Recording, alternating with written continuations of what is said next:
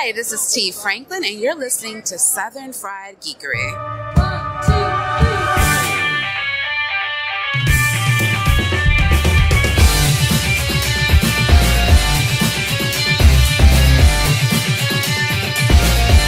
3. Hey everybody, welcome back to another episode of the Southern Fried Geekery podcast. And as usual, I'm Caleb Alexander McKenzie. I'm Craig Lance. I'm Sean. And we are missing Jerry today. Unfortunately, he's not able to be here because of life and things in life and stuff. But we're really lucky. We got a fourth chair. I'm really excited about having on the show today.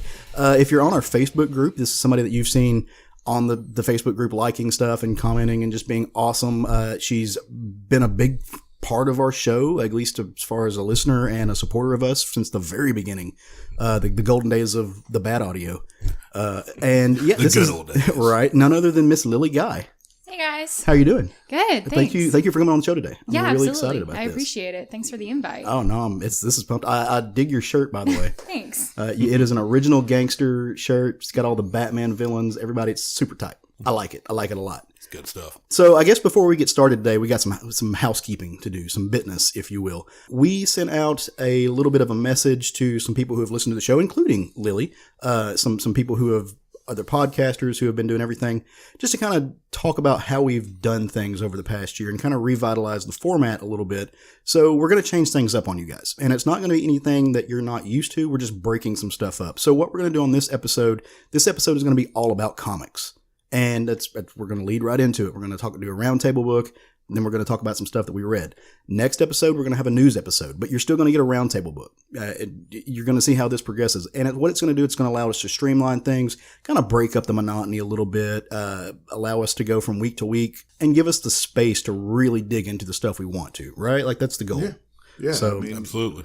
One of the things we heard from a lot of people was that a 2+ hour podcast was daunting. Yeah, it is. We're not going to ever be an hour podcast with 4 people on it, but we can, by doing the things we're doing, we're going to try this, and depending on feedback and things of that nature, listenership for different episodes, this will probably be tweaked as we go. But for now, this is where we're headed, and feel free to jump on all of our social media platforms and tell us what you think of the new format. Yeah. And just remember, if you do not like this new format, it's y'all's fault. Well, I'm excited about the new change. I think it's good. I think shaving down the time frames are going to help a lot of people be able to enjoy us in one sitting instead of having to break us up. I mean, to be fair, doing a 2-hour podcast is daunting. Much less being around you guys, yeah. And then I have to turn around and edit it, and then I have to turn around and listen to it. So I get 6 hours of you fuckers. Yeah, so behind the scenes, if you record a 2-hour podcast, it takes about 4 hours to edit it. So we're getting better, though. We are getting better, but just... He says we, as Caleb doing all the work. Yeah. It's group. I said it takes. I didn't say we take. But some other things that we heard from you guys was that you have to wait to listen to a podcast because we talk about books that came out that week. Right. So one thing we've done to help you guys with that is we are no longer going to talk about books that came out this week other than maybe the Roundtable book. Right. The Roundtable book is a free-for-all, so we're going to try and put show notes in at what time the Roundtable starts and stops, so you can skip that section if you want to and come back to it. But our book of the week, our Smothered, covered in comic. Yeah, thanks. You'd think after 55 episodes I remember it. Is going to be a book that's at least been on the shelf for a full week by time we record, which means it won't be anything from this Wednesday's release. Yeah. It'll always have been on the shelf for at least a full week. And theoretically, there won't be the next issue out. So you should still be able to go to your comic shop, pull this book from the shelf if you like what we said about it. Yeah, and the goal inevitably is to limit our spoilers. I mean, instead of having 5 books that contain spoilers, we're going to limit it to 1, essentially, and then give you a week buffer. Right. That'd be EAK buffer, not like weak sauce buffer. But one nice thing about the book we're roundtabling this week is it's actually 2 issues back. Right, yeah. So it's been on the shelf for, I want to say, about 3 weeks now. So you should be able to go find it from the shelf. And do we want to jump right into it? Well, before we do that, I just wanted to give Lily a chance. For the folks who don't know you want to tell them a little bit about yourself and who you are and what you do? Yeah, so I have kind of been into comics since I was in high school. I started off with just Harley Quinn. She was my girl, the one I knew. As I've gotten older, I found a couple more things, especially from you guys. Nice. That's where I found a lot of my titles that I'm on. So I'm super excited. I think it's dope. I love, and I personally love that we've been able to help you find some titles, and you know, as being part of the Facebook group, you can turn around and help us find some titles because there's no way to read everything, and that's what I love about the Facebook group. It kind of brings folks together, right? So, and the Twitters and the Instagram, which by the way, we're at SFG Podcast on both of those. And we also have an email address that you can fire off any questions, comments, or concerns. southernfriedgeekery@gmail.com. Did I nail all that right? I think you did. Thank you, Yeah. God. And also, speaking of the Facebook group, is we are getting rid of our Facebook page probably in the next day or so. Yeah. But we have our Facebook group page. So find us there. It's a much more interactive forum where you are able to post in instead of just us posting in Southern Fried Geekery.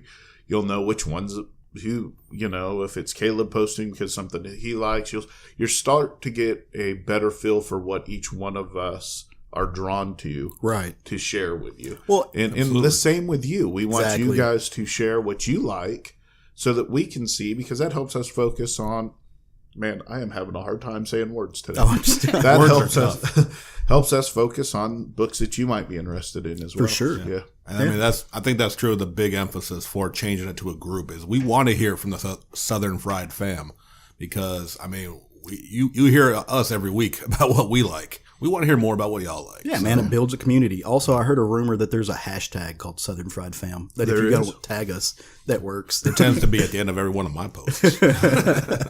I use it on Instagram a lot. I think it's mostly just me and you. Just me and you. That's all. I actually used it the other day, Did you? and I'm Fist 110 years old. I used the hashtag.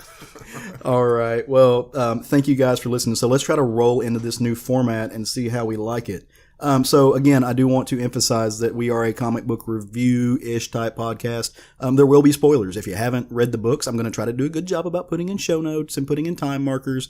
If you haven't read the book, skip ahead a little bit. If you still hear the title, keep going. But you know, we're trying to do this the best we can to benefit us and y'all. We want to talk about stuff that comes out that's relevant now. We also don't want to ruin your experience reading comics. So again, spoiler warning from here on out. What's our roundtable this week? This week, we are going to discuss Harley Quinn number 56. Ooh. This is from DC Comics with guest writer Mark Russell. Guest artist, which made me damn near pick up the book by itself, is Mirka Andolfo of Unnatural fame. You've heard me go on and on about that amazing book. With colors by Arif Peranto, letters by David Sharp. This book is amazing. Because it's a standalone issue. So even if you haven't been reading Harley Quinn like me, you can just jump right in, and I'll be damned if it's not topical as fuck. Just right off the bat, I love this book. So I'm a big fan of Mark Russell in general. I love the work that he did on the Flintstones, I think 2 years ago now. Yeah. The work he did on the Snagglepuss Chronicles that he did last year. Stunning writer. And I didn't know if I told you or not, I actually got a chance to read the first trade of Unnatural. Did you? And fell in love with Mirka Andolfo. So yeah. Amazing. She's an amazing artist. I can't thank you enough for suggesting that book, dude. It's so pretty. Yeah, so for me, Mark Russell, my first introduction to Mark Russell was The Flintstones. And I read that book and I was like, this guy is more socially aware, and he puts it right back in your face without it being a punch to the face. Right. It's hey, if you view it from the Flintstone standpoint, see how silly you really sound? And you can't read it and go, hey, you know what? I do sound silly when I believe this, because he would take things and twist them just enough. For instance, Flintstones was caveman days, so the whole wedding in traditional weddings were actually frowned upon there. And he made it seem like, see how stupid you sound when you're talking about LGBTQ being allowed to get married? It just sounds stupid when you put it in terms of heterosexual. Right. You know, so anyways, just little things like that. I fell in love with him immediately. This book, it hits all of those notes. Yeah, this is my introduction to his writing, but I've heard you go on and on about the Flintstones book before, so I knew. Actually, I didn't realize that was him. But Now it makes even more sense. Right. Because, as you said, like, he used caveman days to kind of, use that as the setup for his, speaking on social issues and what's going on in the day. And then this book is no different, just in the form of animals. Pet care, pet ownership. Yeah. Well, before we get too far, Lily, what initial thoughts? What'd you think of the book? Like it, dislike it? I absolutely loved it. Sweet. Harley's my girl. So, and the fact that the whole premise is her giving away free cats and men are beating her down for it. I was literally laughing at this. Like, this is so absurd. This entire premise. But it's there. Yeah. No, and it's like Craig said, it's timely as fuck. And I think it's absolutely, you nailed the point of it.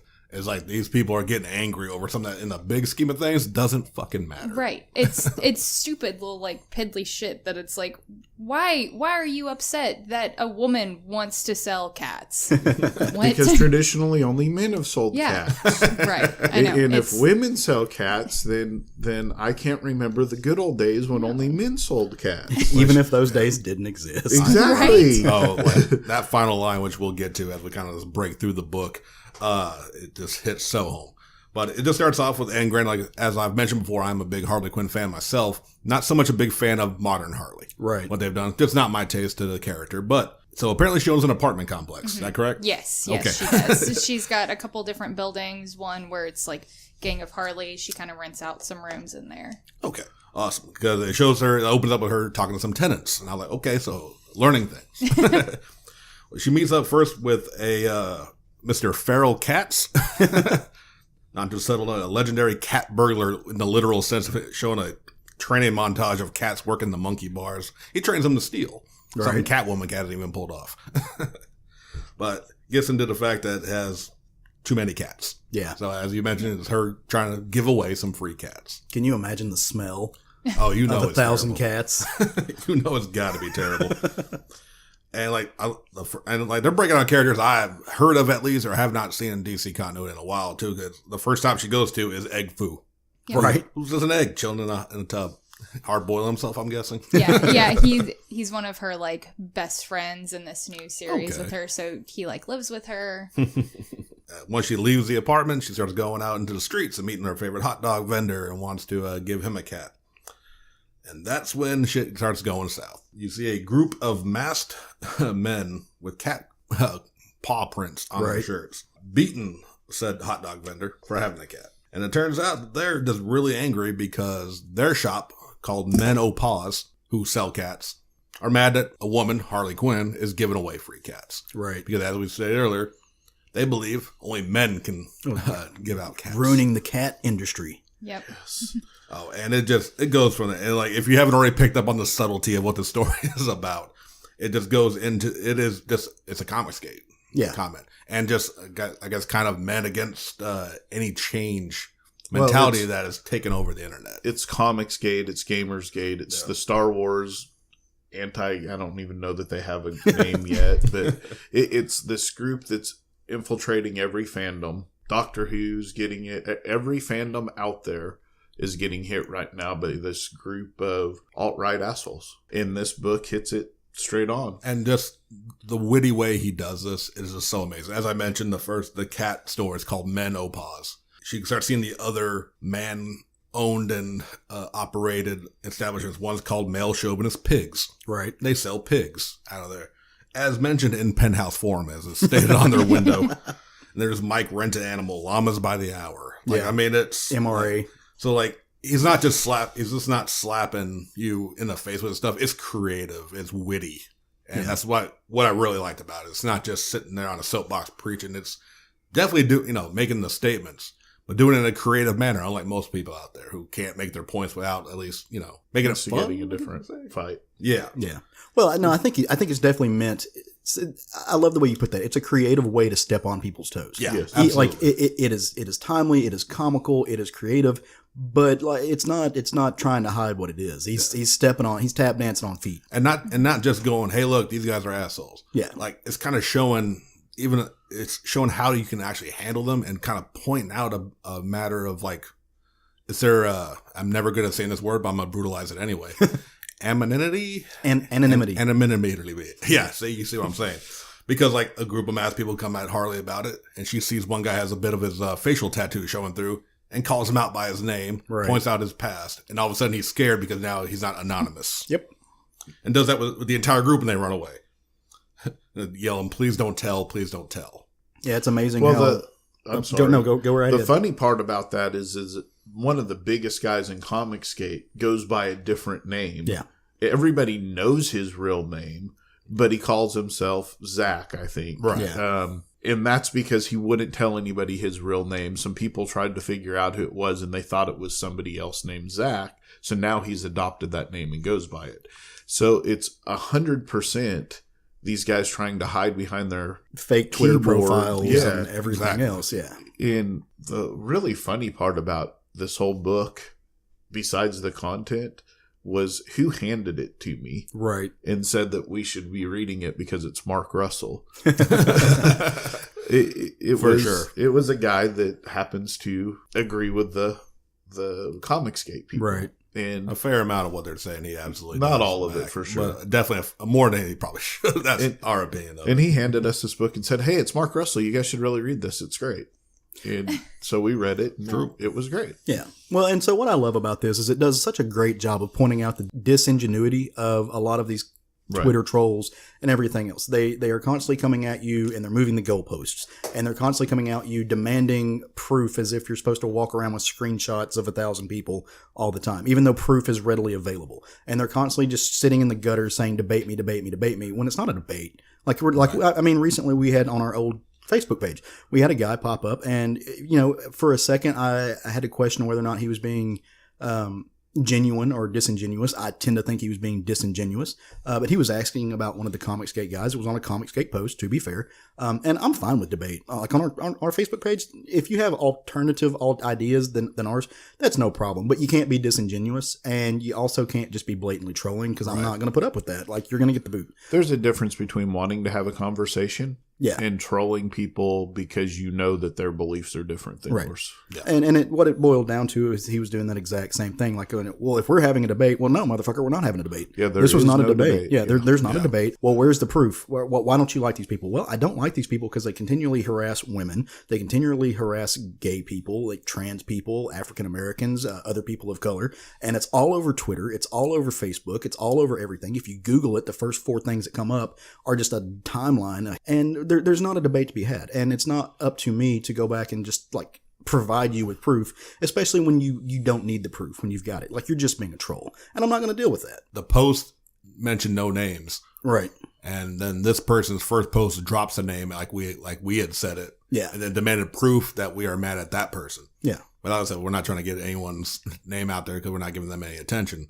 But basically, like, so you have a problem with this person? Like, we never said that name. You did. Yeah.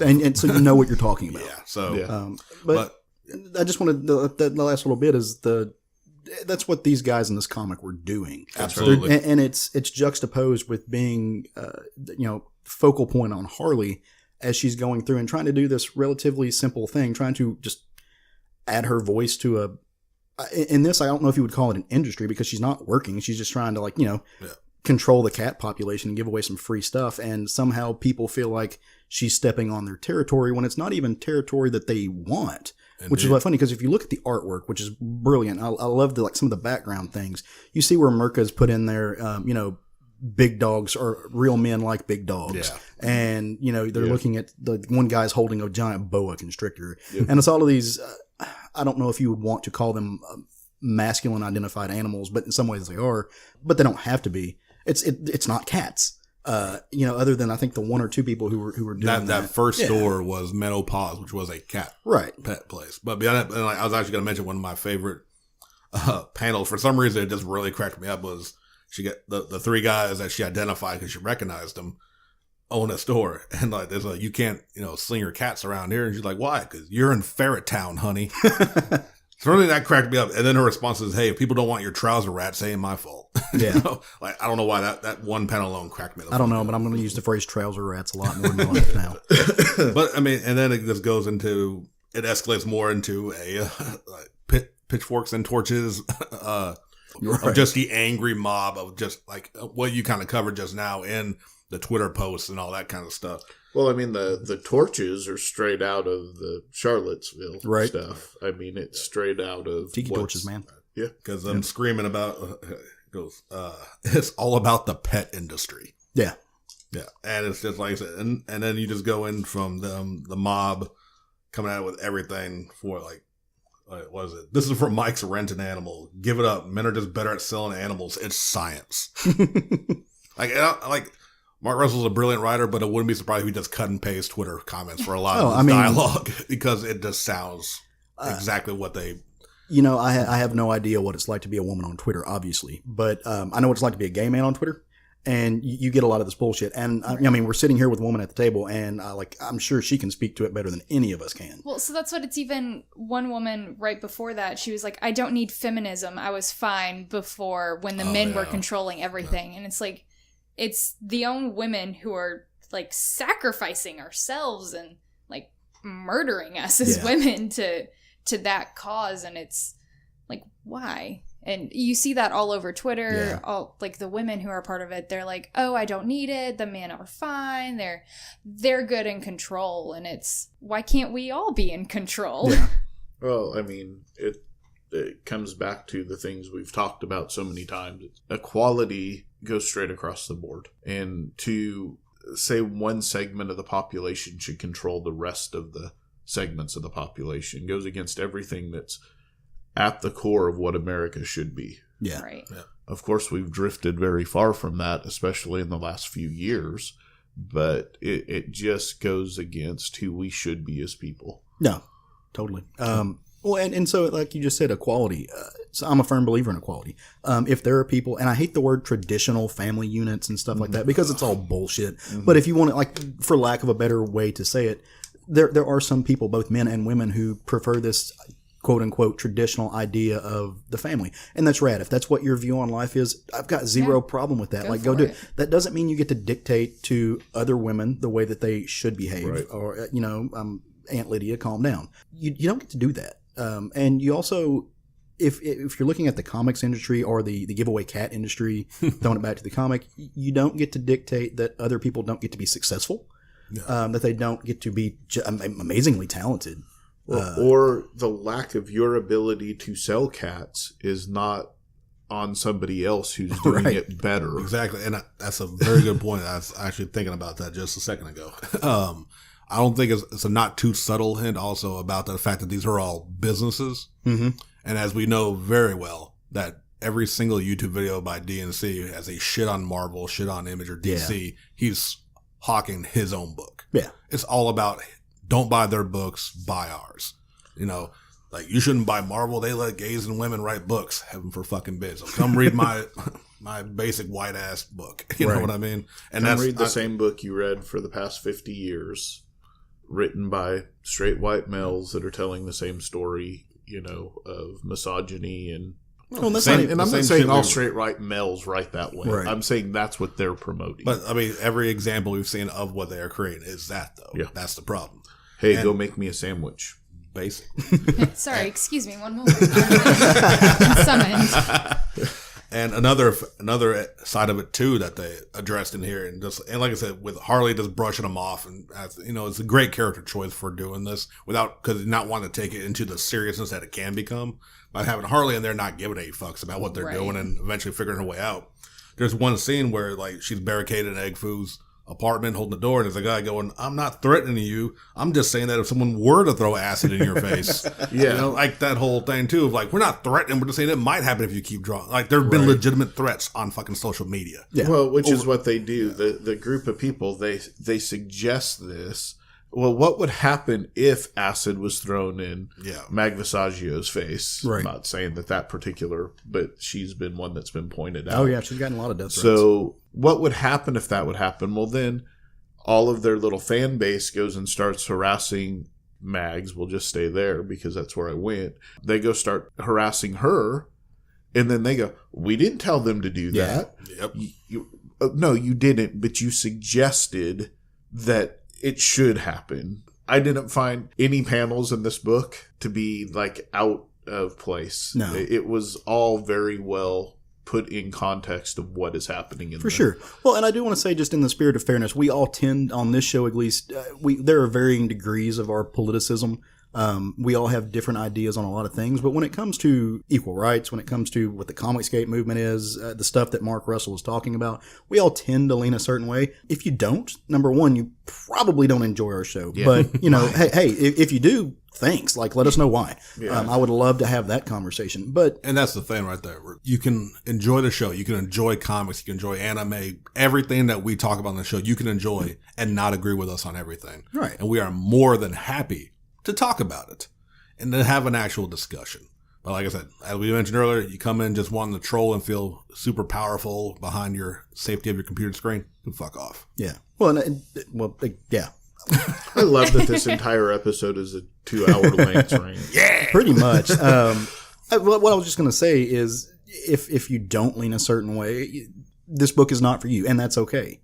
And I think at the end of the day, that's what you have to understand. Like, here's the thing about, and we have to talk about it because the book is a direct commentary on or poking fun at of the Comicscape movement and for what it is. I have no problem with those books are being made. I honestly don't. I have zero problem. If, like, number one, none of them are coming out. So, you know, thanks for throwing money at something that's not happened in over a year. They're too busy making 4-hour YouTube videos every day. Or re-releasing old work and calling it new. Exactly. But, you know, if that's what you want, if that's the book you want to read, great. I have zero problem. The more comics for the more people, the better. But you don't get to sell your book by trashing others. And that's where I think the big stance comes in. And you see these guys doing it. They're promoting in this comic, they're promoting their businesses. They're promoting their, Anthony's Aardvark sales or whatever the fuck it was. To the way that they're doing that is by trashing Harley's ability to go out and to bring good cats to good people. Just giving away awesome cats that will steal jewelry like there's for you. Like there's this is it's not pie. I love that analogy, and we see it from other places when we talk about civil rights. It's not pie. Like, more rights for me doesn't mean less rights for Lily, and more rights for Lily doesn't mean less rights for Sean. Like, there's not a limited amount of pie. Like, we all just kind of get the same thing. So comics are kind of the same way.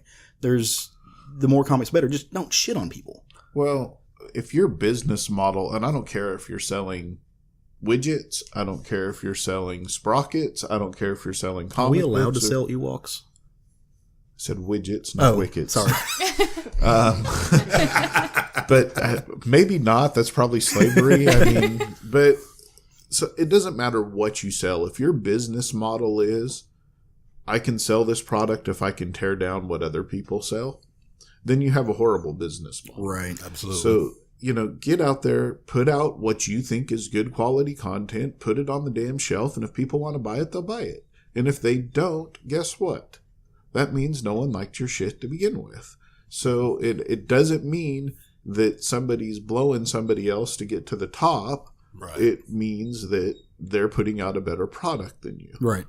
Which Harley is accused of that in this book. Yeah. Who did you sleep with to get all those free cats? Yeah. Is a line someone says. You keep saying these same things over and over again, and it's all indicative of toxic masculinity. And I tend to believe that toxic masculinity is toxic for everyone, not just. It doesn't just hurt women; it hurts men. There are men who can't have female friends for some fucking reason that makes no sense to me. I know guys who won't sit next to a girl that's not their girlfriend in the movies. Like, they'll leave I call it the gay buffer, because it's always hilarious to me when straight guys go in a movie and they'll leave a seat between them. They leave a gay buffer, that way nobody thinks they're together. But they'll do it with women too. Like, that's fucked up. Like, you should get to have friends. If you're a young boy, you should get to play with toys you want to play with. You want to play with a Harley Quinn doll? If you want that to be your favorite character, it should be your favorite character. Like, toxic masculinity hurts men. It doesn't just hurt women. It absolutely hurts women, but it not just hurts. Like, it hurts us all. It's bad for society in general. Although it does give us amazing Mark Russell books, so I don't know. I'm kind of at a catch-22. And like I said, the book, I can't give away every single line in there because it's a very poignant book. It's an amazing book, and it wraps up with like one of the just most on the nose statements. Because of course you're involved in jewelry stealing cats. Inevitably, Catwoman has to show up. Right. And like Harley's just kind of like blown away by like what's going on, like what's wrong with these people, kind of a thing. And that's like, no, they're just evil. He goes, no, they're worse. And Catwoman goes, no, they're worse than evil. They're nostalgic. Yeah, I love that line. Because when all you can ever when your complaints are all justified by your memories, you have nothing really to stand on because things change. Yeah, I mean, again, it goes back to all the fandoms. It's gaming, it's comics, it's Star Wars, it's Doctor Who, it's Star Trek, because, heaven forbid they have a female captain. It's all of these things that are out there that people don't realize were progressive from the very beginning. Right. These things, all music, they all had their roots in pushing social boundaries and making it more fair for everyone. Yeah. Everyone, and you can go back and you can say comics weren't political. Bullshit, you weren't reading comics. I don't like how X-Men suddenly became very political. I mean, if you literally heard it a little, because Craig, that literally heard in comic book shop. Yeah, I mean, if you go back and you want non-political comic books, maybe read an Archie, or maybe read a Disney. Dude, Archie had the first gay character in comics. I mean, like, maybe read a. I was going to say, go read Sonic the Hedgehog, but I think even they've touched on it. Maybe Richie Rich, maybe Casper, but even everything that's out there is going to have their creator's influence on it, right, in some way or another. In art in and of itself has always been about social change. Right. It's always been about pushing the boundaries, whether it's physical art you can go to a museum and look at, whether it's comic books, movies, any type of way people are putting their ideas out into the world for other people to enjoy. It is straight up about social change, and it always has been, and it always will be. Yeah. At its core, that's just what it is. No, I agree. And if you don't understand that, and you get your feelings hurt every time you read something that you don't agree with politically, you've got a long life ahead of you. You're going to be upset a whole lot. There's stuff being made for everybody. Just because something that you used to like, you no longer like, okay, go away. Go find something new that you like. You don't have to tear down what people are enjoying to build up the things you like. Yeah. The unfortunate part is, and it's definitely at least become more apparent thanks to the internet. It allows us to see everyone's thoughts at any given time. People have found identity in anger and hate in hating things. It's become, like I said, it's the way they identify that as themselves. Like, people will proudly declare they're a troll. Not in person, because they rarely will ever meet you face to face. Rarely. But yeah, and that's the problem though, because like I said, I've openly talked in long diatribes about my hatred of the Michael Bay Transformer movies. Because that's not the Transformers I grew up with, yes, acknowledgeable, but also just shit ass movies. But if someone told me, well, I grew up with those and I really liked them, I'm like, you're wrong, but cool. You do you. And there's nothing wrong with that. Just because I don't like it doesn't mean you can't find enjoyment in it. Well, see, and I'm sorry, Sean. No, it's the same thing with my feelings in Star Wars. If you don't like the new Star Wars, I'm cool with that. I'm not going to argue with you about that. That's fine. Somebody tried to have an argument with me the other day on Facebook about Star Wars.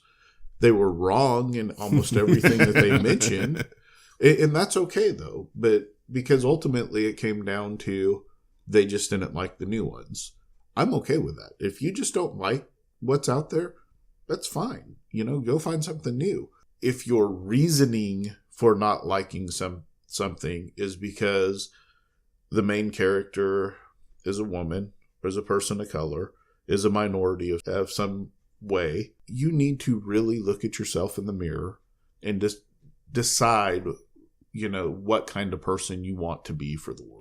If you're intimidated by anybody not being a straight white male being the lead character of a movie, it's still like 80% of the movies released are still straight white males are the leads of the movies. Exactly. See, I just hated Michael Bay Transformers because Devastator had giant balls. I mean, there was lots of reasons that I forgot about that. I had forgot about that, and now you had to bring it back up. You're welcome. Well, we have a guest at the table. I was going to kind of give you the last word on the Harley Quinn book. Lily, if you want to just like final thoughts on it. No pressure. Bum. Yeah. Sorry to put you on the spot.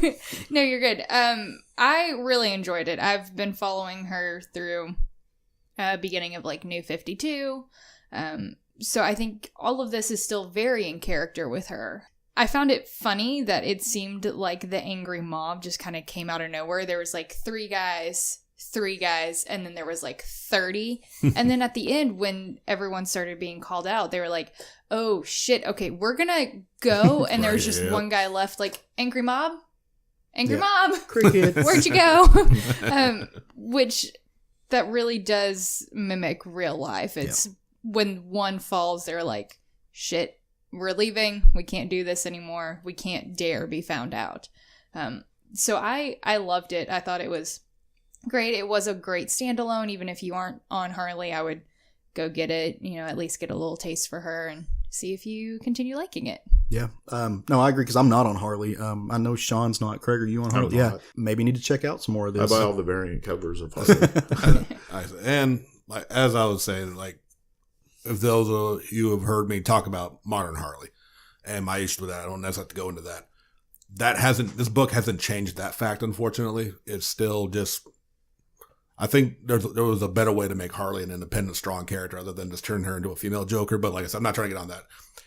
That doesn't change. Like, she's still the modern Harley, whether that's your taste or not. True. This book may or may not appeal, but I'll tell you this: Harley, while as I mentioned, great character, perfect character to use in this kind of a story. Yeah. If you don't like modern Harley like I don't, that won't affect you not liking this book because the message is bigger than that. Right. So it's still a very enjoyable book. I don't know if I'm going to jump, if it's made me enough to want to jump on to the main Harley book because it's still kind of, but who knows? Maybe one of these days I'll give her another try. Yeah, I mean, I followed Mark Russell there. So, right. if he were to get on the book, I'd get on it full time. Mirka Andolfo stayed on the book. I'd buy it for the art alone. So. Well, and so I think that I've seen a trend with Harley recently anyways, where they're leading Harley more towards classic Harley. I mean, she was in her classic costume in Heroes in Crisis number 4. So I think there is some some leading with some of the other stories. And here's my thing. Like, I don't mind Harley being funny. I don't mind Harley, because she is insane. She's, is that fun jester persona. And if they start, I just I don't know. I felt the Harley I fell in love with was the that bipolar character. Yeah. There's humor to her, there's sass to her, but there's also tragedy.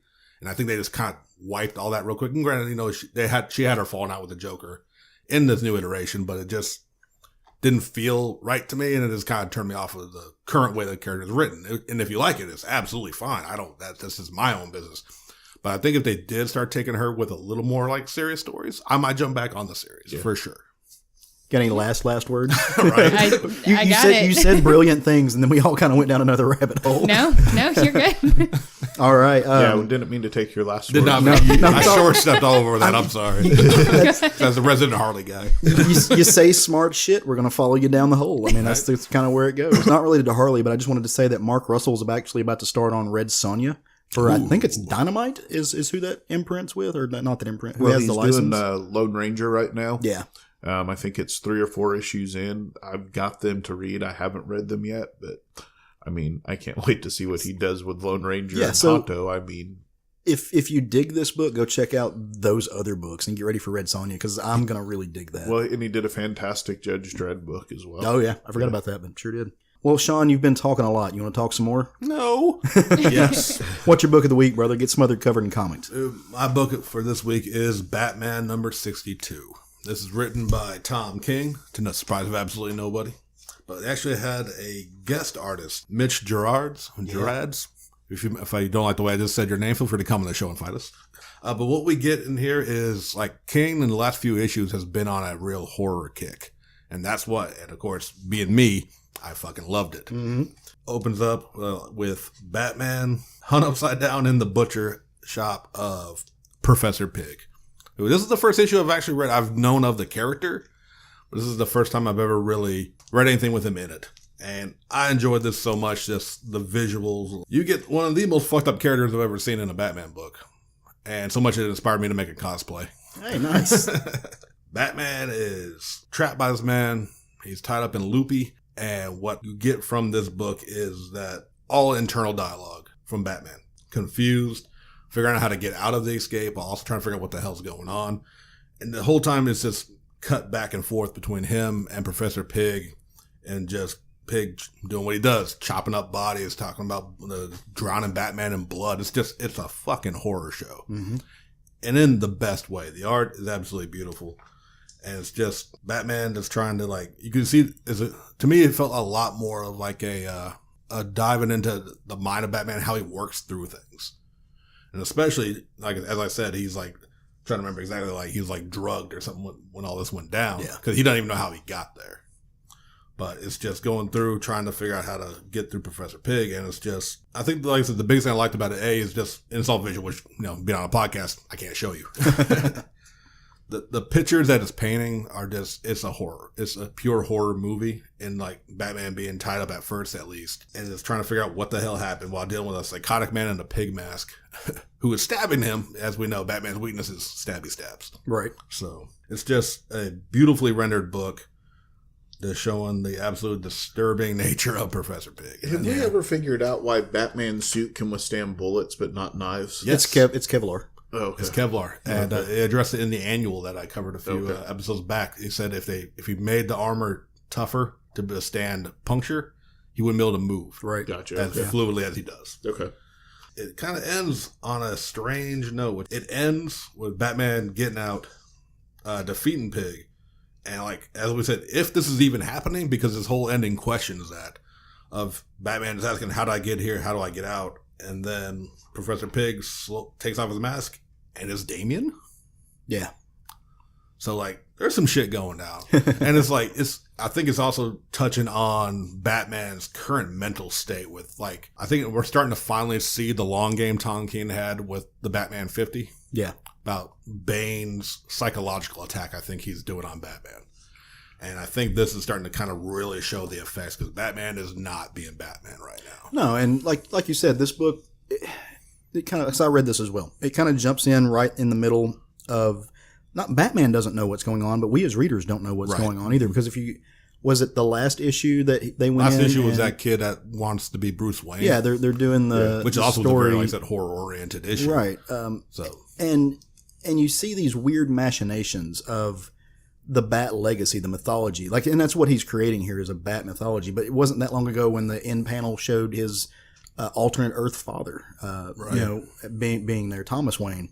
He's doing this weird cerebral cinematic thing that just kind of shows how much of a genius he is. Because not only is he confusing the character, he's confusing you as the reader. And if you read, and I recently just went back and read this, but if you read the book that he did with Mitch Gerard's, I believe it was the Mr. Miracle book, everything in that book is a twist. Mm-hmm. Like that, and he is so good at scripting these things out and throwing these twists and turns, these plot points that he doesn't hide from you. Like, he's not doing the Hickman thing. He's not doing the thing where in a panel from issue 3, there's like a shoe that you might not notice, but it turns out it's a cosmic slipper of destiny and it affects the whole book. He's putting everything in your face. Right. You just don't know it's in your face till he sees it. And there's a twist coming, and you know it's coming.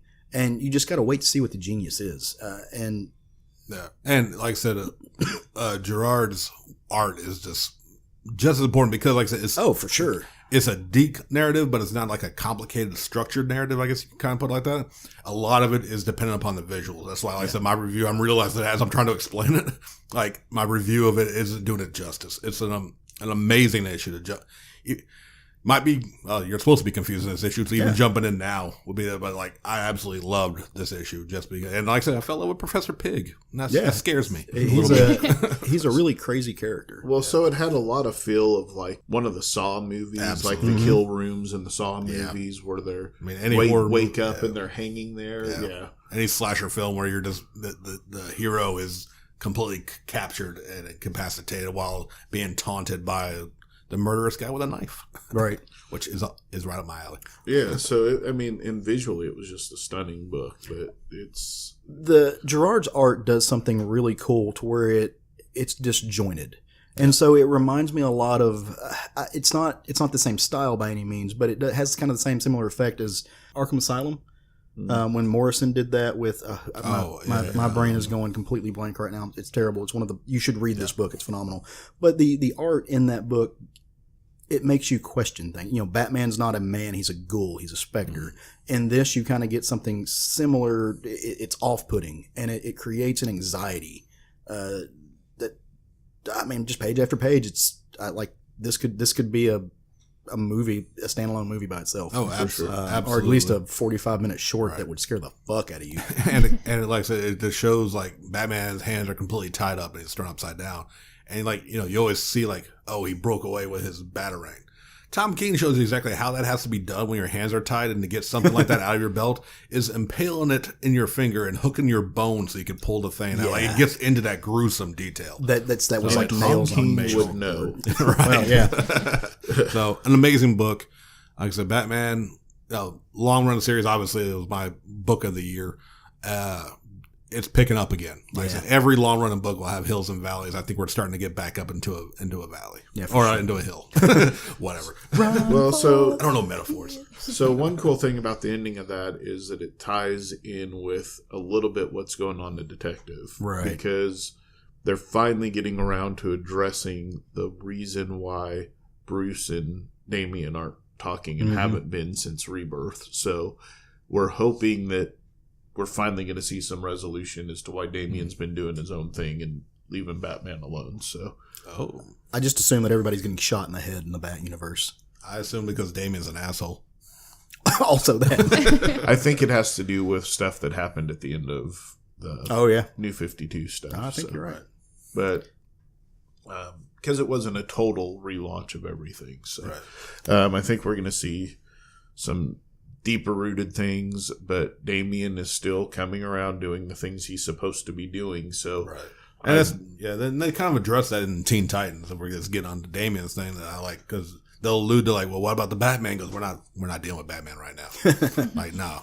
So like, yeah, I think it's all kind of. Now I'm not reading Detective, but I'm reading Teen Titans where I get my Damian fixed into there, and now tying in with this could be interesting. I mean, some shit is happening. Yeah, so basically everybody's being shot in Detective Comics right now. Okay, yeah. And Alfred's on basically Damian's having to operate on Alfred. Oh. Okay. And so he's there babysitting Alfred while Batman's out doing his thing. So cray. Yeah. So everybody dropping. Yeah. Bodies hitting the floor. Yeah. I mean, I don't know how many body parts Alfred can lose before he's as long as they don't fuck up his mustache, that's all I care about. What'd you read this week, Craig? Drop some on us. Yeah, so my book of the week actually was Captain Marvel #1. I think it came out a couple of weeks ago. Kelly Thompson, Carmen Carnero, and Tamara Bonvillain. I'm not sure how you say that. Bonvillain? Yeah. You want to take a go at it? I have no idea. I'm not even going to try and butcher that. But if you have a problem with the way we said your name, feel free to come on the show and fight us about it. Full disclosure, I haven't been a fan of Carol Danvers since she became Captain Marvel. Okay. It has nothing to do with her taking that mantle or anything of that nature. Even the new costume, I dig the new costume because it fits the old Captain Marvel costume. It mimics that in some ways. My problem is she just hasn't been written really well, in my opinion. I mean, even in the group stuff that started the Civil War, the last Civil War. You were going to say? I was just going to say not since Kelly Sue. I liked that Kelly Sue run. That was one of the last times that I really picked it up and liked her. Was when Kelly Sue DeConnick was writing her. So, with Kelly Thompson coming on, I'm like, I'm going to give this a shot again because, as you know, Kelly Thompson's doing West Coast Avengers, which is freaking amazing. Right. So, I was really hoping that she could kind of keep that momentum going that she's had going with some of the other books she's been working on, and seemingly so. Carol has been out in space. She's just returned to Earth, and this book really deals with her kind of being reassimilated back into Earth society. She's catching up with old friends, catching up with old boyfriends, catching up with Tony Stark, who for some reason has to be the face of the freaking Avengers all the time.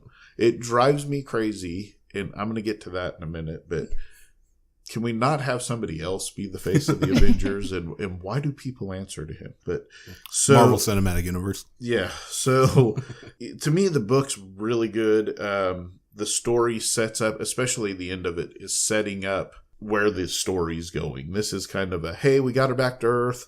let's get her caught up. It's a little rush because you go from Jessica to Tony to Sam, which I didn't even know she was dating Sam before she left Earth. Were you guys aware of that? Come on, Falcon? Yeah. No, I didn't know that. I haven't read anything Captain Marvel until this new Avengers run. Yeah. So she's back to seeing Sam and kind of catching up, and all this stuff's going on. Of course, there's a couple fights in it because it's a Captain Marvel book to get the action going. The art is really, really good in this book. To me, the action sequences were done brilliantly, but where it really shined was in what I call the dinner table scenes, when they're just sitting around talking. Shawarma. Yeah, exactly. But the emotion that that is able to be conveyed through Carol's, well, not just Carol, but all of them, through their emotions on the page, through pictures, even without the dialogue, you're seeing her go through this spectrum of emotions just based on the art. For that reason alone. And I was scared about the art when I saw the cover. The cover did not sell me at all. There was everything except for the face, head, shoulders part was great. And then it was like, yeah, I think I know the cover you're talking about. I've seen the picture of it. Yeah, which is weird too in comics. That's like the opposite of what usually happens in a comic. Like they usually have like a stunning cover, then you open up and the interior artwork just doesn't hold up to that. Yeah, so based on the cover, I thought, I'm not real familiar with this artist, but I was way shocked when I got in about how in depth and emotive that this art really was. Oh, so going back to the Tony Stark thing, the one thing that really bothers me about this book is that I just don't buy that other heroes feel this need to listen to Tony Stark. To me, it always comes across with, don't piss off the playboy crybaby because he's going to start a civil war if we don't do what he says. he known to do that.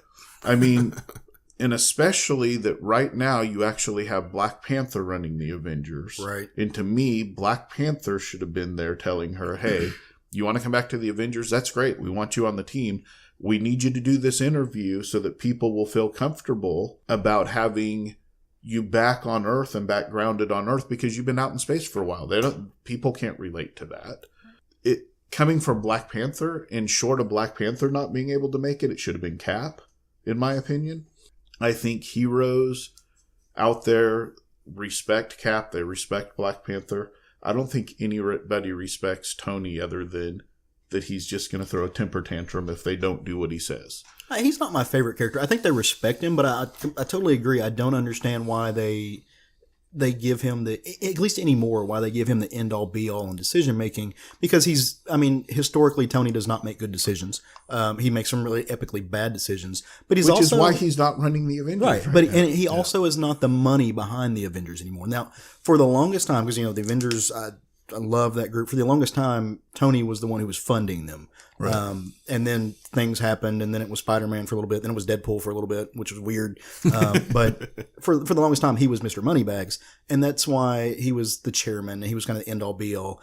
Thor is not somebody that you want making the hard decisions. Cap is also not somebody who, at the end of the day, Cap has this, he's morally rigid. So Tony's the more flexible of the two. Like he's kind of as far as the three, the guy in the middle, but his history of really shitty decision making should absolutely forfeit his ability to make decisions for that group anymore. Well, especially when you're talking about Carol Danvers. The last time these two had interaction, he's blaming her for killing Rhodey. Yeah. So, you've got this going on, and then he's going to show up and be all smug and tell her she's got to do this interview if she wants back on the Avengers. I just want one time one of these superpowered heroes to punch him in his smug damn teeth. I didn't read the book, but I wonder if it was a little bit of a callback to, some history there where, both of these characters are alcoholics, right? That's kind of Tony's thing. Carol is also a recovering alcoholic. Tony's the one who fired her and who made her take a test when she was going to come back, didn't pass it. You can go back and read. I think that was in volume 3 or volume 4, maybe earlier. I'm not, but I wonder if it was some callback to that, trying to evoke those emotions. If not, it should have been. I got to read this. It's still in my stack. I think a lot of it is just the typical team thing. Tony Stark's the easy person put in there for inner team conflict. And Iron Man's still the face of the MCU, and not undeservedly so. They want to attribute their books to the movies that are bringing them in the money. So I think that's kind of why he's been kind of pushed forefront. And because I agree, until going back, in earlier Marvel, until the Iron Man movie, Iron Man was just there. Yeah. He was an Avenger, sure, he was all this, but he was definitely never the importance he has been since the movies came out. Well, I mean, he was always the smug bastard making the wrong decisions that caused the problems with the heroes. I mean, he was always the one that thought he was smarter than everybody else in the Marvel Universe, and that him and Reed Richards could sit around and decide the fate of everyone else, and did nothing but ever cause problems. Yeah. And I don't know. I'm not saying the scene was bad, because it wasn't bad. It was very well written. It fit within the context of the book. And this is a complaint for Marvel, not this book. Right. It's Black Panther is the face of the Avengers right now in your comic books. Black Panther should have been the one there talking to her. Yeah, I agree with that. But overall, I'm switching from stabbings to rip pages from the book. Oh, because that's the new thing, is to buy the books and rip the pages out. So edgy. So cool. Yeah, I'm going to give this a 21.5 page rippings out of 22. Oh. Wow. Yeah. That's high praise. Yeah, I because think. it was going to I'm still confused by his rating system, but I support it.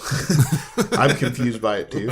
Honestly, I just make it up as I go. That's the way we like to live. No, I really enjoyed this book. They're really, as far as the content of the book, it's a setup book.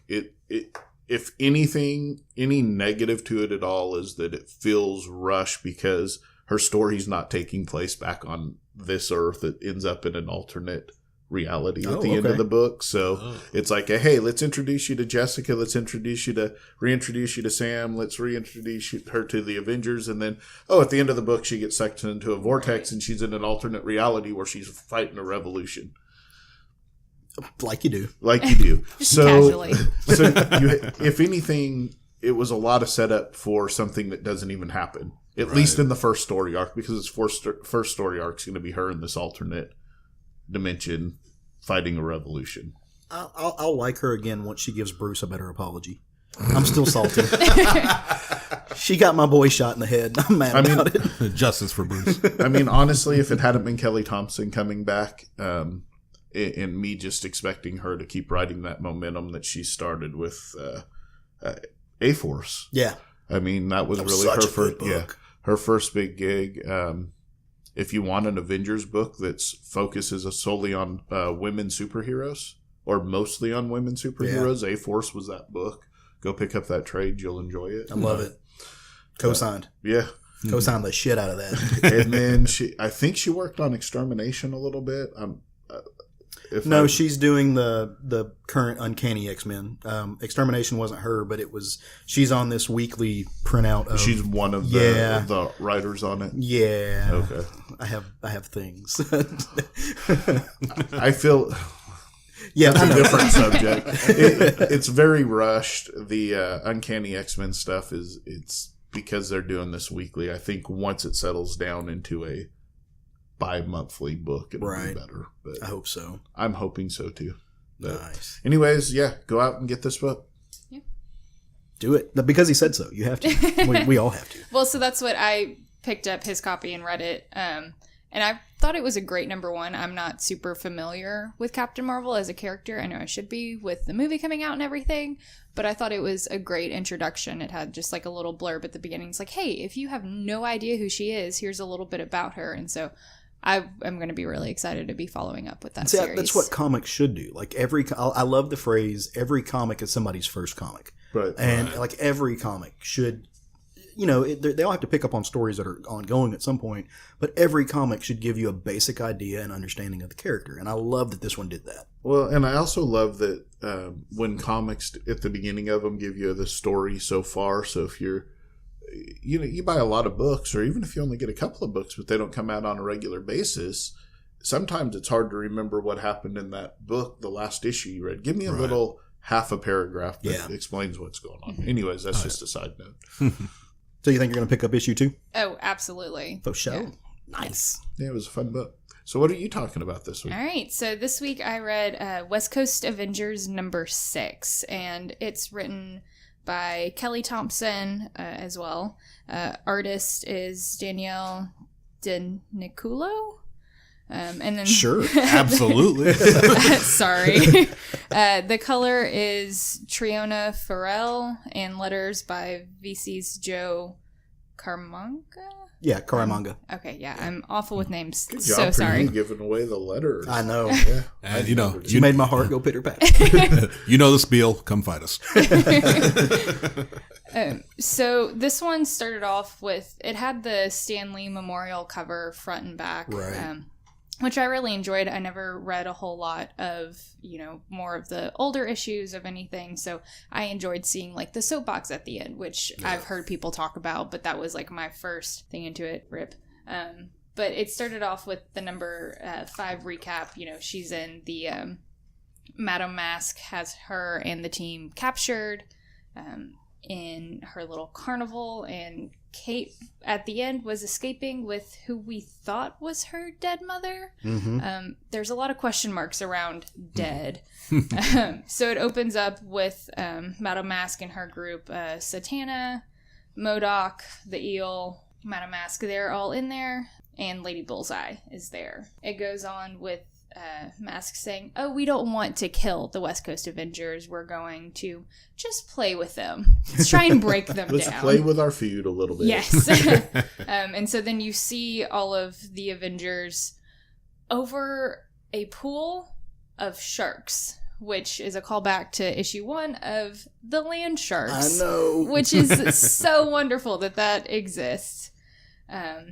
But also in the cages is Ramon, who is Fuse's sister. She was on a first date with America at the beginning of issue 5, which that's a terrifying end to a first date. Just being in a cage, and she's like, "Is this normal?"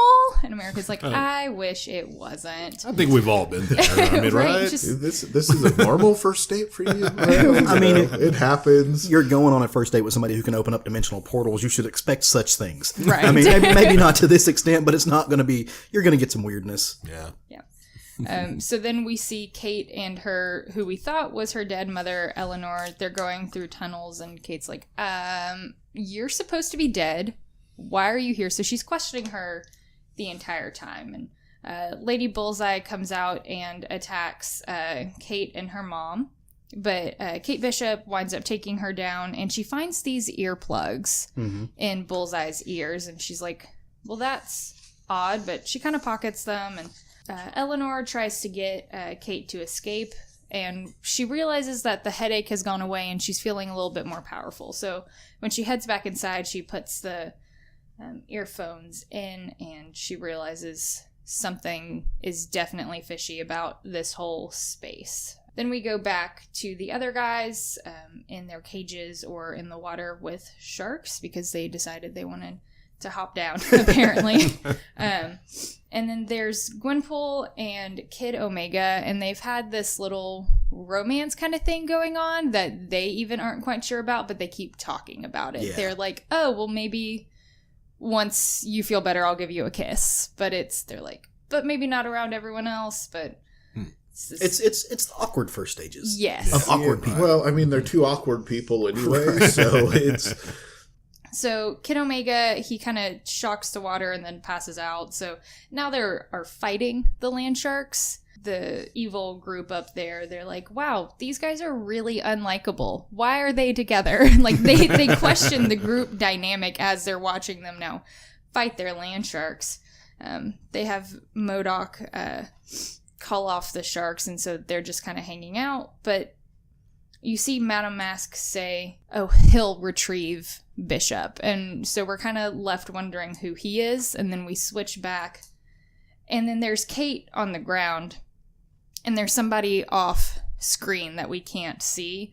And then she turns, and it's Novar, Marvel Boy, just sitting there, and she's like, "Oh, shit. Why are you here?" And that's where it's just kind of left. So we're hoping that Novar is going to be there to help, but not likely. It's questionable.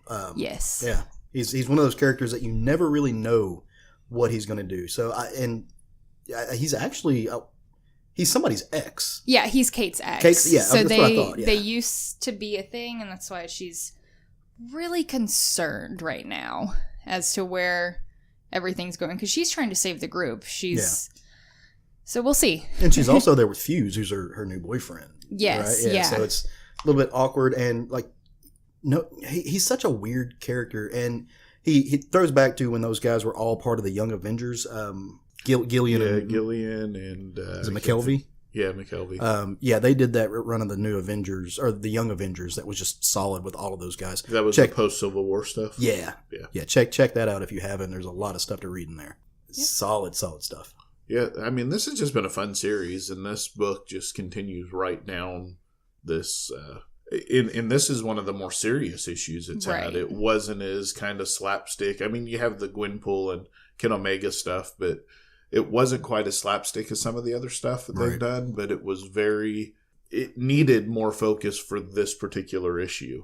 And again, I think Kelly Williams just kind of nails it. Kelly Thompson. Different Kelly. Kelly Thompson just nails it. You know? Yeah, she definitely did. And this is this series is my first introduction to a lot of these characters. Right. And so it's been great getting to know them, because each issue, it's like, just a quick reminder of who each of these guys are if you didn't remember or if you don't know. So, well, what she's doing very well is she's taking some lesser used characters and putting them on a team and giving them a purpose. And sometimes that's the best way to handle these characters that are, I'm not going to call them B, because I mean, Kid Omega's got, above alpha level powers. Yeah. But does he? That's something they've been questioning. Well, this entire time, his power is knocked down. He's not fully powered anymore. Yeah. So, these aren't lesser characters. All of them aren't, and some of them are new characters. Fuse is a brand new character. Yeah. So it's kind of great to be able to take these Champions is doing the same thing with the kids, put them on a team and give them a direction as a team. And it seems to be working amazing with West Coast Avengers. Yeah. I love that you love this book, because I love it too, and I didn't think I was going to. So I think did we do a roundtable for the first issue, or did I review it? Someone was reviewing it. Because that's where I picked it up from. Was you guys talking about it? I totally picked this up just on a whim, because I was fully expecting to just. I was making fun of this book hard when I first saw it solicited. The cover looked so bad. Yeah, it looked terrible. Not bad. The art was perfect, but it's one of those things. No, you're right. It's one of those things you had to finally just read to understand, but it just clicked. But I was totally, like you said, there was that scene where all the villains are looking down and like, why are these guys a team? Right. That was me. That was me through like the first two issues and trying to figure out what was going on. And so I love that Kelly Thompson is balancing that she's balancing like Craig said, the levity and the seriousness. She's balancing the expectation of the readership, and to be able to do that as a writer isn't like that's no easy task. To be able to balance the expectations of the product that you're putting out. Sorry, I thought I had it silenced. Oh no, we're all good, dude. It's these things happen. God, Craig. I know. The only thing I'm just wondering is, there's a lady bullseye? Yeah. I did not know that was a thing. Yeah. I don't know if she goes back past maybe. If anybody out there who's listening to the show knows much about Lady Bullseye, I didn't know she was a thing. Come to our Facebook group. It might be a new thing. I mean, Kelly Thompson's not afraid to introduce new characters. Yeah. I mean, I read Daredevil, and I don't remember a Lady Bullseye recently, anyways. Yeah. So yeah, it was cool. I was like, she said Lady Bullseye. I'm like, what? Yeah. Awesome. Nice. Yeah. I love that you love this book though, because this book turned out to be one of my surprise hits. Like we, the last episode we did our Golden Geekery Awards, like our best of. I think next year I actually want to do a surprise hit category. We did it. Yeah, we did a surprise miss. I think we should do a surprise hit. Yeah. To just, because this would totally be that book for me. Yeah. I agree. Solid. Yeah. And this is kind of I guess these are the first two issues of second story arc. Mm-hmm. Because the first one was the whole Brodok and Tigra. And... I kind of miss Brodok a little bit. Like not a lot, not a big bit, just a little bit. Right. His big head. Well, see, I loved seeing Kate as like a giant hawk girl. Right? I think that was genius. It's like I kind of wanted her to stay that way for a little bit, because that would have just been give amazing. her the power to transform into that when she needs to. Right. Well, even though we're not going to get that, we're still, you know the dragon's coming back. Yeah. They have an actual dragon lady. Yeah. And like, I know that's a horrible phrase, but it's true in this instance. She's a lady who is a dragon. Right. And she a dragon just decided to stay a dragon. Who is a lady. Yeah. She's like, I prefer this life. Yeah. It's not bad for me. I'd like to stay a dragon. I mean, honestly, wouldn't we all? Like, I know I would love to just transform into a dragon and be like, I don't care about anything anymore. I'm just going to fly around. As long as people promise not to throw like spears at me, because I hear that happens to dragons from time to time. I don't want to get a spear thrown at me. That already happens enough. Fair. Well, what kind of life are you living? Look, you don't know me. You don't know what I do outside the confines of this. I'm also going on 45 minutes of sleep in the past 2 days, so I'm a little twisted. Well, dude, hey, by the way, congratulations and great job on your Southern Fried Geekery first review. Thanks. Awesome. To the point that I'm not going to follow you up. I'm not trying to compete with that. I'm quitting right now. I'm just going to end it right there. Yeah, no, I will. So I read a book this week, and I'm really excited to talk about it because it's something that it has a long legacy in comics, especially in the last 5 years or so, 10 years maybe. People love this creative team. They love this series. And I've never read any of it. And it's a hefty award-winning thing. It's done all kinds of, it's got Eisners, it's got Hugos, it's got this, that, and the other. And deservedly so. It's just not something I've ever dipped into. And so I saw this first issue sitting on the shelf, and I asked our friendly neighborhood comic retailer, is this something that I can dip into right now and not be confused? Or do I need to go back and read 17 different graphic novels? And he's like, no, I read this. Like, it's got some information that if you've read the other stuff, you'll know. But if you haven't, you're all good. Go ahead. Read it. Deal with it. You'll be fine. I'm impressed that he knew that. He did. It was great. But the book that I'm talking about is Criminal Number 1 by Ed Brubaker, Sean Phillips, and it's colored by Sean's son, Jacob Phillips. Now, if you're familiar with this series' history, up until recently, there was a graphic novel that came out called My Heroes Have Always Been Junkies. It was all colored by Betty Brettweiser. They're now getting Jacob to color everything, and he honestly does a really good job of filling those shoes, and that's hard because Betty is she's an award-winning colorist. I mean, we're talking about Eisners and Hugos. Half of those are assigned to her work. Yep. But I don't want to take away anything from Jacob because he just nailed it on this. So let me tell you a story real quick. This book takes place in 1988. They're going to take us back in time a little bit. And I love that this is, you don't catch it unless you're paying attention. It's in the top corner.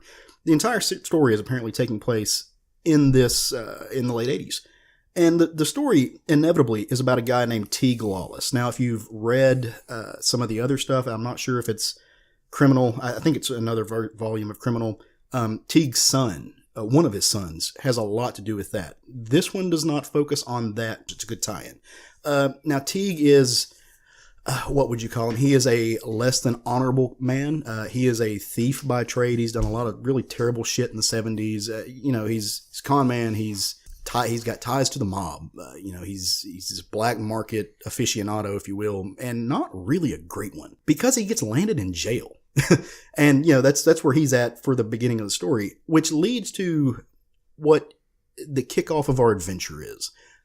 Teague is in jail, so it is up to Teague's other son, his youngest son, his 16-year-old teenage boy, to figure out a way to get him out of jail. Well, to steal from the story itself, the apple doesn't fall far from the tree. Ricky, his son, breaks into a house. He's heard rumors about this house. He's heard rumors about what might be in there. He's going to go in and get it. And he breaks into this house looking for some gems, some diamonds that he's going to be able to, pawn to hawk. He's hoping that this house is going to be able to get in and out, pull a B&E. It's kind of his first real heist, if you will. And this house belongs to somebody he should not be breaking into. It's a made man. He's an older gentleman. He's antiquated, if you will. He's an octogenarian. He's very old, but he is a former wrestler. He is a former mafia. I don't think he's a boss, but he definitely had ties to the mob, as you find out later on in the story. And back in the day, this character who takes you on a little trip through history. He went after post World War II. Was a wrestler in Japan for a little bit. And, he played the heel. He did his job. Nobody liked him. But as they were getting ready to come back to America, him and his partner decided to pull what would inevitably be the biggest gem heist in Japan, and they steal a bunch of these royal jewels. His partner goes to jail for a little bit, but he makes it out back to America. He has to give some jewels and some money to the Yakuza to get out. He also has to give the mob their cut, but he ends up being able to get a pretty hefty chunk and also keep this giant gem necklace that Ricky is going to steal. Well, as Ricky is in there breaking in, this older gentleman catches him, and it's really questionable about what's going to happen at this point. But then you realize the man is having he's disoriented, maybe early stages of Alzheimer's, some dementia, something like that. And he thinks the boy's his grandson. Well, and so there's a little back and forth of well, do you remember this birthday party? Well, I remember the tricks you used to do. The kid's totally winging it. He's full of bullshit, which is what, it's great to read that because that he has no idea. He just happens to be hitting the right notes. And him and the old man decide to have cake. Well, the old man goes to get cake and he goes to rifling through drawers, finds the jewels. The old man comes back and sees him with the jewels. A fight ensues. The kid picks up one of those old school ashtrays that's made out of stone or something. Just clocks the old man, just busts him up. And again, this is not somebody you should do that to. The dude has mafia ties. So the kid gets the jewels. He goes and he hawks it. The person that he hawks it to absolutely knows where it came from. These are not secrets that have been closely held. Everybody knows. He gets his dad out of jail. The dad finds out how he gets his money, beats the shit out of his son, breaks his arm, cracks a few ribs, roughs him up.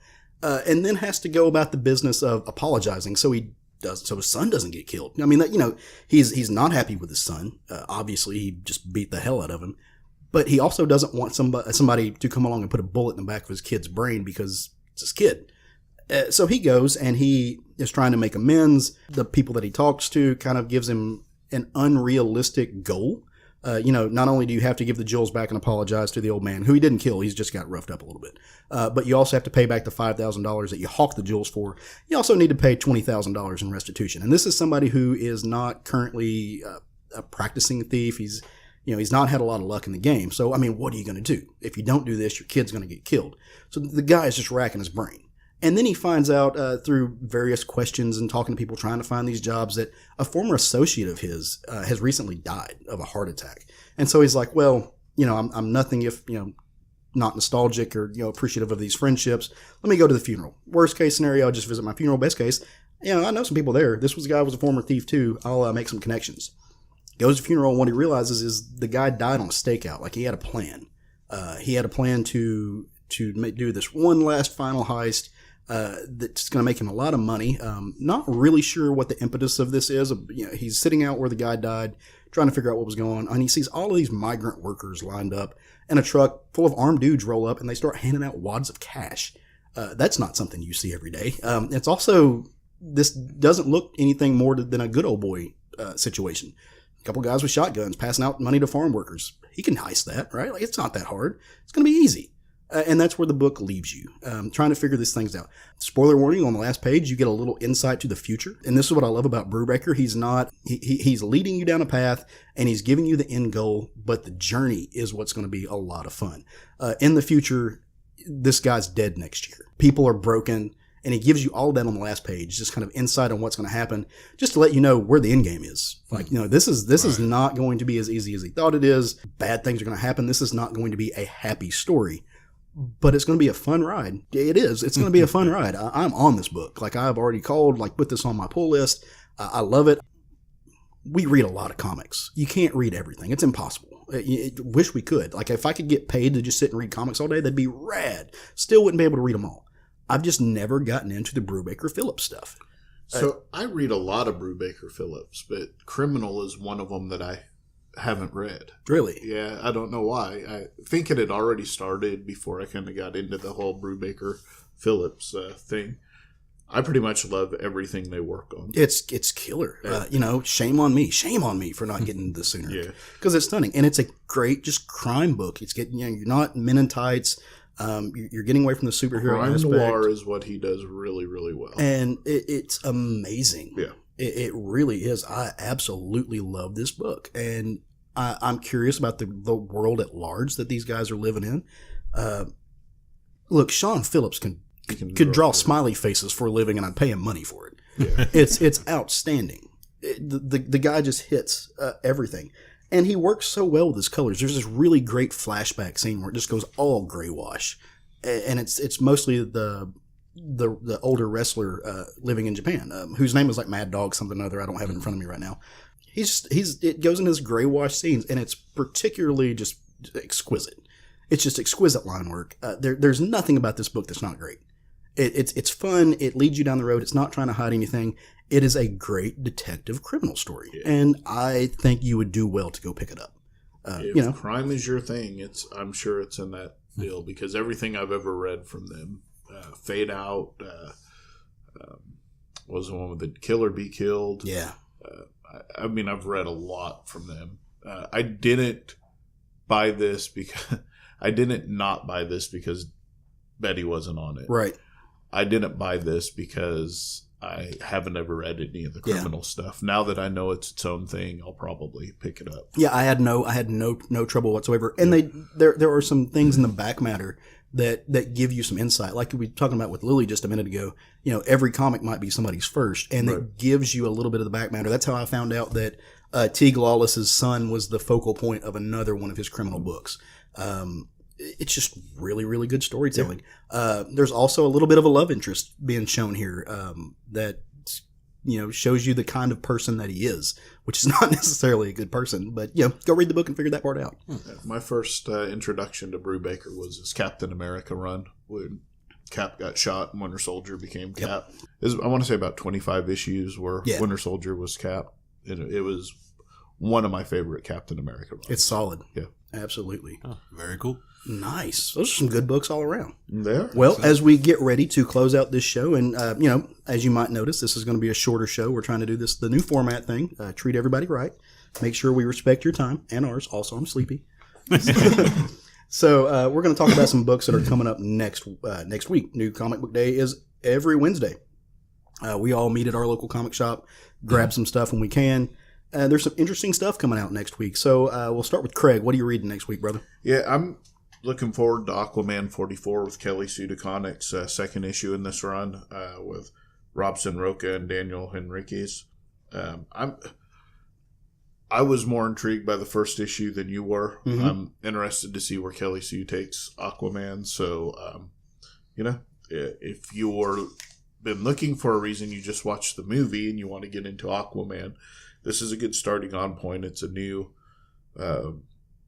creative team. It's a new story arc. The first issue should still be on the wall. Go pick it up and jump on. Nice. Well, I'm going a horror route. So one of my favorite books of last year was the Jughead, the Hunger book. Yeah. The Archie universe is coming out with another horror book that I'm incredibly jazzed about. It's Blossoms 666, number 1. It's by Cullen Bunn. That's my boy. The hardest working man in comics. Writes some amazing stuff. Is one of the greatest horror writers working in comics right now. So you can't go wrong. And it's going to be drawn by Laura Braga, who is no slouch on the pencils. I'm so incredibly happy to see those two working together. I think working together again. I think they've done a project before. And just to see what they come out with. It's good to see him dabble in the Archieverse. The Archieverse has had some of the best horror comics of the last few years. That's just a weird statement. It is. Think about the origins of Archie and where it's coming, where it's been and what it's going to, which is awesome. It's great, and to see like you expect these things out of Sabrina, but Blossoms, the Blossom twins, who have always had this weird incestuous thing, kind of it's awkward. Oh. But to see them come out with a book called Blossom 666, you've got me. I'm locked in. Let's do this. Let's go. Let's go down this rabbit hole. Archie got metal as fuck. Yeah. Right? What you reading next week, Sean? I'm reading a book called Turnbuckle Titans, Nikolai Volkoff, number 1 from Antarctic Press. It's written by John Crowther with art by Del Barris. This is a new franchise from Antarctic Press. I'll give you a quick description of it. Presenting round 1 of Antarctic Press's new series on the Lords of the Ring, the authorized comic biography of Croatian wrestling legend Nikolai Volkoff. This is a story of his life based on in-depth interviews and intimate conversation between the writer and the wrestler. This is going to be one bear hug of a heartfelt tribute. Nice. So Antarctic Press is going to do some wrestler biographies, and I'll take any chance I can to mention wrestling on this show. Right. No, for real. I can't wait for that book. All right. Last but certainly not least, I kind of think I feel like we saved the best for last. Putting her up on the pedestal. Our non-Jerry Philly. Right. What you reading next week? All right, so next week, Buffy the Vampire Slayer #1 comes out, and I know you guys posted about it on the Facebook, which really brought it to my attention. They're going back to Sunnydale High in the Hellmouth, and she's going to be living life and slaying some vampires. I'm stoked. This is going to be a lot of fun. Same. And if you aren't signed up for this book, it's too late to get a first printing, if I'm not mistaken. Yeah, no, it's sold out. Sold out of first printings before it ever went to press. So are you a big Buffy fan? I love her. I watched episodes here and there growing up, but as I got older, I went back, Netflixed all of it, and I love it. Angel, all of it. Nice. Down. Well, I'm pumped that you were pumped about this. I'm one of those people who did not get signed up on this in time, so I'm going to have to wait. Yeah, I don't know if I did or not, to be honest with you. I didn't either, so I'll have to wait. Well, hey, the good thing about this is you can order through Comixology, and you can just read it on your tablet. Yeah. Right. You don't get to have it and pet it and cuddle with it at night, but you can still get to read it, which is probably what I'm going to do. Well, guys, are we ready to bring this thing home? We are. Can we talk about this real quick? Oh, absolutely. Yeah. Our buddy John Lucas, you've heard us talk about him before. He sent me a deal in the mail, and I'm not talking about it because he sent it to me in the mail, but I think it's kind of rad. Deathray Comics. It was kind of an anthology set of comics. It was put in a newspaper format. I think there's four pages and 4 different stories on it. And they're getting together in May of this year, May 25th in Fayetteville, Arkansas, at the town center. And they're going to have a whole bunch of the people that are involved in this are going to be there, probably doing some artwork and signing some stuff. And so get up there and see those guys if you're in the Northwest Arkansas area. Do it. Very And awesome. it's called Deathray Comics. They're doing their own illustration and print expo. So Absolutely. It's cool because we actually got to he was one of our first interviews, first longer, full spectrum interviews on the show. Great guy, great artist, has worked for everybody in the business, and actually just finished up is finishing up the second graphic novel in a series called Before Houdini or something. Before Houdini. That I still need to buy. I have volume 1 sitting in there. I just have not had a chance to read it. I'm sorry, John. I will get to it, but it's he's got your money. He doesn't care. Yeah. Well, I'd like to be able to give a review of it for the show, but we talked about it. We got to see some of the original art when we were at his house interviewing him. And it's legit some of the best art I've ever seen John put forth. He's actually working on Mad Comics right now. Right. I know he's done 1, if not 3 issues of Mad. So. Yeah. So cool. Very cool. And his style fits perfectly in the Mad magazine. Well, and as we were talking about him, I think he said that was where he actually picked up a lot of his stuff. He got a lot of his style from looking at guys like Plug and the old school adventurers, but Crumb and Plug and those kinds of guys. Yeah. Just looking at Mad magazine and those what are the regular group of idiots Yep. So and he fits right in there. No offense, John. All right. Well, so now are we ready to bring this? We are ready to bring it. All right. Well, guys, we hope that you have enjoyed this new format. We hope you enjoyed the show at large. We would like to extend a great, big, giant thank you and a huge ball of Southern Fried appreciation to Lily for sitting on the show. Yeah, thanks for having me, guys. Did amazing, and it's going to have to happen again soon because it was a lot of fun. If you have enjoyed this, you should come on our Facebook page. Our Facebook group. I can't say that anymore. I got to switch. I'm a bad Caleb. We now have a Facebook group where you can post, where you can get seen. You can tell us what we like. We can tell you what we like. We can interact as a community. You can come see. I'm going to correct that. You can't tell us what we like. I wasn't sure we let it slide. Words are tough. They are. I'm struggling. I'm on the struggle bus again, as always. You're doing great, dude.